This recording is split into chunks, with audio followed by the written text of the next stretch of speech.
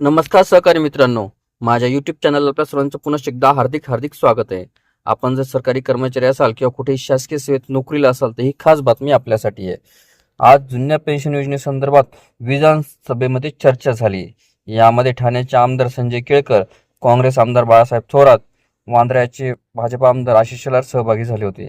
यावेळी विचारलेल्या प्रश्नांना अर्थमंत्री अजित पवार यांनी अशी उत्तरं दिली की जुनी पेन्शन योजना लागू करण्यासाठी सरकार काय प्रयत्न करत आहेत याची माहिती द्यावी, असं संजय केळकर म्हणाले. शासन मान्यता अनुदान प्राप्त ज्या संस्था आहेत त्यांना 100% अनुदान दिलं जातं, त्यास अनुदानित संस्था असं संबोधलं जातं, असा निकाल उच्च न्यायालयाने दिलेला आहे. संघटना सुप्रीम कोर्टात गेलेल्या आहेत. हे प्रकरण न्यायप्रविष्ट आहे. संघटनांनी अपील केलेलं आहे. सुप्रीम कोर्टात जो निकाल लागेल तो याचिकाकर्त्यांना ऐकावा लागेल आणि सरकारलाही ऐकावं लागेल, असं अजित पवार म्हणाले.